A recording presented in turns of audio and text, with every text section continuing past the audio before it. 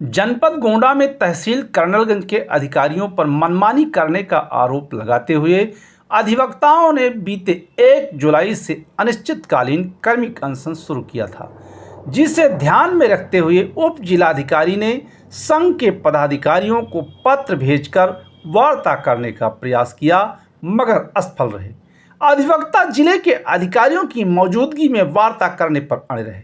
शनिवार को तहसील दिवस में जन शिकायतों की सुनवाई करने आए अपर जिलाधिकारी चंद्रशेखर, उप जिलाधिकारी भारत भार्गव, तहसीलदार मनीष कुमार व सीओ चंद्रपाल शर्मा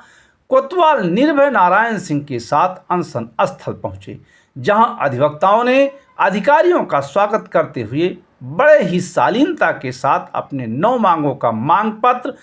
एडीएम के समक्ष रखा, जिसमें राजस्व संहिता की धारा 80, 101, 38, 76 व 144 के तहत वाद का विचारण किया जाना सुनिश्चित करने, बिना सुनवाई के अनियमित तरीके से किए जा रहे आदेश पर रोक लगाने, अधिकारियों द्वारा कार्य व्यवहार व भाषा शैली में सुधार करने, वसीयत, वर्कफिट बैनामा व पुराने बैनामा का दाखिल खारिज किए जाने के साथ मुकदमा दर्ज कराने की धमकी पर रोक लगाने, न्यायालयों पर 1 दिन पूर्व कार्य लिस्ट उपलब्ध कराने के साथ अविवादित व पुरानी पत्रावलियों का शीघ्र निस्तारण करने, समस्त न्यायालय 10 से 5 बजे तक खोले जाने, दलालों को बढ़ावा देने पर रोक लगाने, न्यायिक कार्य में अनुचित बाधा को रोकने, राजस्व निरीक्षक द्वारा धारा 24 में प्रारंभिक रिपोर्ट में हीला हवाली करने के साथ भ्रष्टाचार पर अंकुश लगाने की मांग शामिल है। अधिवक्ता त्रिलोकीनाथ तिवारी ने कहा कि बार बेंच एक गाड़ी के 2 पहिए हैं, एक पहिया मर्सिडीज का और एक पहिया पंचर साइकिल का होगा तो नहीं चलेगा, इसलिए दोनों पहिया बराबर होना चाहिए। अपर जिलाधिकारी ने अधिवक्ताओं की समस्त मांगों को जायज बताते हुए अधिकारियों को नियमानुसार कार्रवाई करने का निर्देश दिया। वहीं उप जिलाधिकारी भारत भार्गव व तहसीलदार ने भी अपनी बातें रखते हुए कहा कि कार्य करने का मौका ही नहीं मिला, कार्य करने का मौका मिलते ही सारी शिकायत दूर हो जाएगी। उन्होंने बार और बेंच को एक सिक्के का 2 पहलू बताया और कहा कि बिना बार के सहयोग के बेंच अधूरा है। सभी आप जो नहीं चला पा रहे हैं, ये सही बात है। यही तो हम कहा कि कोई परिपक्व अधिकारी आ जाए, हम लोगों को कोई दुश्मनी नहीं, सब गलत। कोई परिपक्व अधिकारी आ जाए तो समझ सकता है कि अधिवक्ता का मतलब क्या होता है। तुरंत FIR हम लोगों का प्रोटेक्शन हो जाएगा, करनी चाहिए। FIR की नौबत ही नहीं आएगी इधर से या उधर से तो आपस में बैठ के ये सर, ये बहुत गलत है। बैठा जा सकता है, उनसे डिस्कस मैं निवेदन करूंगा जो कर्मचारी FIR कराए हैं वो माफी मांगे। ये मेरा निवेदन है। आप आपके यहाँ गलती की है। 5वां है, तहसील के सभी न्यायालयों पर 1 दिन पूर्व कार्य लिस्ट उपलब्ध कराई जाए। सभी न्यायालयों में अविवादित में पुरानी पत्रावली का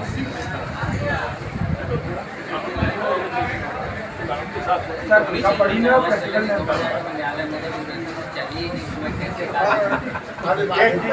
चाहूँगा सर, मेरी बात जैसे जो है वो तो बात छुपाई जाती है, इसमें क्या दिक्कत? हमारी बात जैसे आप बताना हमको करता है। ये मुख्य पॉइंट इसको करता है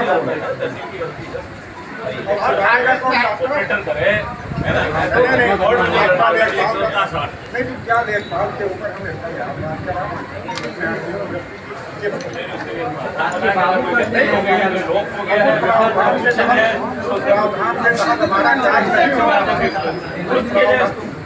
हो रहा है। पड़ी है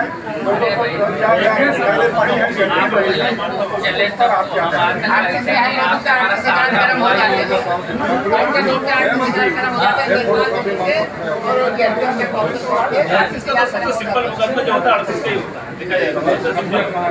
ठीक है। इसका तो ये ना फट गया, गलत हो गया, पुरानी देख ली, आगे ले ली, खत्म हो गया, डिसाइड कर दिया। हमारे इनके सामना ही नहीं हो, 4 महीना हो गए।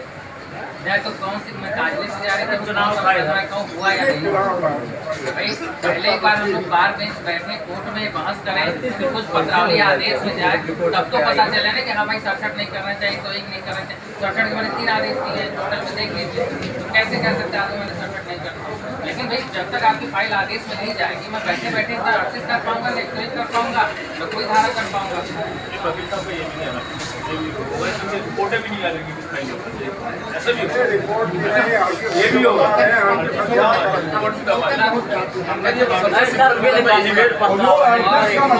खतौनी जो बन रही है कंप्यूटर में हमारा गोपाल जी के बजाय राम गोपाल या गोपाल तिवारी के जगह पर दूसरा नाम उसकी गलती है। आपके कर्मचारी की गलती है घेर हम लोग रहे हैं। आप सारे लेखपाल खतौनी हुजूर सारी खतौनी उठा करके हुजूर देखें कंप्यूटर में सबका नाम गलत है कहीं गठन नंबर गलत तो कहीं रंबा गलत तो कहीं नाम गलत आदमी मारा जा रहा है 38 में मारा जा रहा है। नहीं 38 में तहसीलदार साहब लिख दिया था एसडीएम साहब का तो मैं तो लिखूंगा नहीं 1-2 खतौनी में तहसीलदार साहब का पावर है आप बोलिए मैं बताऊंगा आप बताइए पढ़ लिख के मैं भी आया हूँ नहीं तो ठीक है पढ़ लिख के बोर्ड की किताब को संशोधन करा दें हम कर दें डाटा विंसन समिति न्यायालय कार्यालय 10 से 5 बजे तक अनिवार्य रूप से खुले होना चाहिए क्योंकि आए दिन अधिकांश समय न्यायालय कार्यालय पर ताला लगा रहता है। ये क्या बात है 10 से 5 का तो टाइम ही है जब चाहते हैं तब ताला लग जाएगा काम भी नहीं खत्म होगा न्यायालय में जब चाहेंगे तब ताला हुजूर लग जाएगा। ये गलत है कोई भी कर्मचारी 5 बजे से पहले नहीं जाएगा तहसील को तो इतना काम होता है बिना साथ ले जाए हम लोग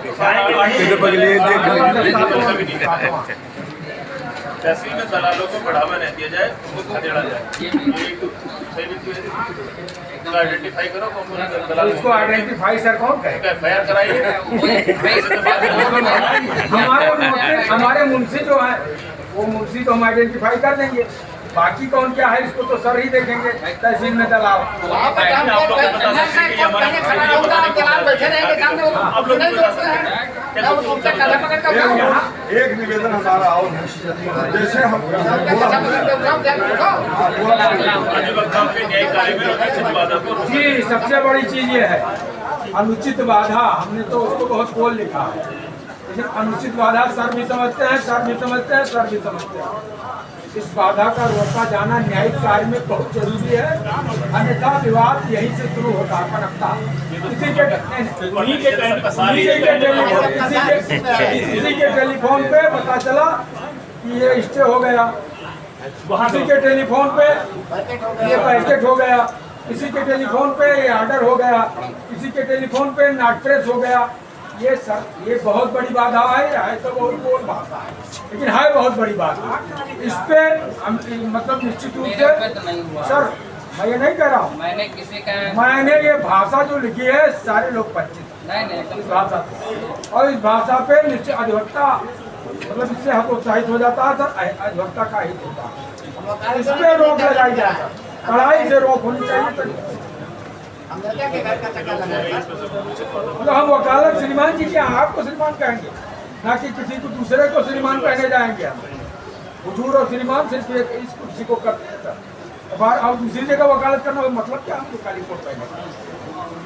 तो इसमें सर कड़ाई से इस पर प्रतिबंध होना चाहिए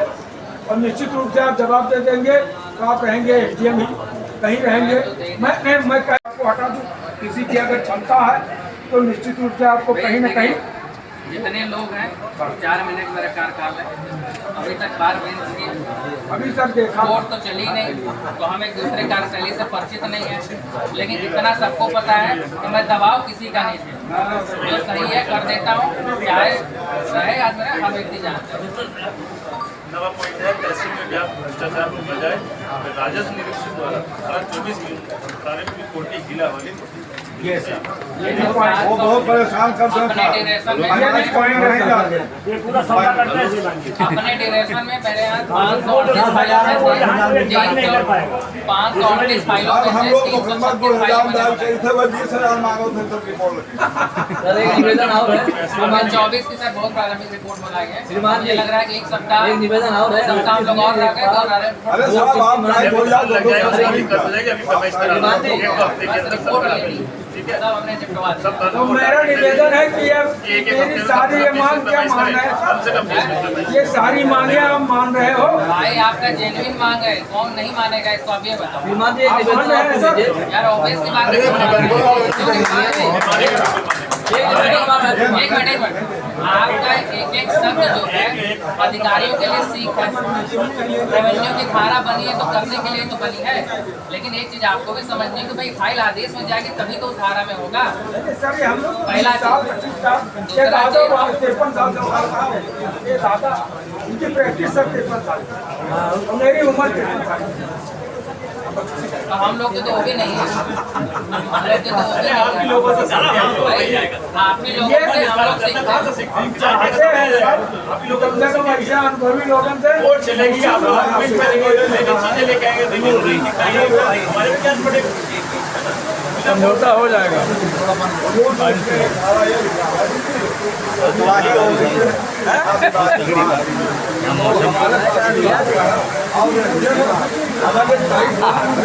हमारे एसडीएम साहब जिले से आए हैं और इन्होंने मेरी 9 मांग 10वीं में चेतावनी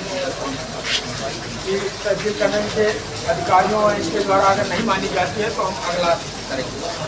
तो 9 मांगे एडीएम साहब एक मिनट निवेदन है कि खड़े होकर बता दें कि हम 9 मांगों को मान लिए।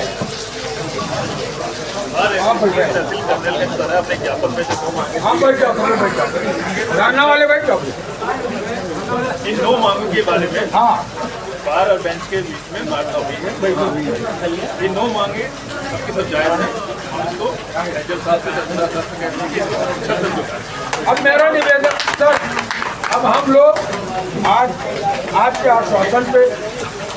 धरना आज अनशन खत्म करते हैं। सोमवार को सर हम लोग बार एसोसिएशन की अपनी मीटिंग बुलाएंगे और उसी में हम लोग अपने हड़ताल के बारे में चर्चा करके आपको अवगत कराएंगे। ठीक है, और मंगलवार से हम खत्म है। और एक चीज और है, मैं आश्वासन दे रहा हूँ कि आप वोट करेंगे, इससे बेहतर आपको माहौल मिलेगा। धन्यवाद धन्यवाद धन्यवाद सर, ठीक है सर।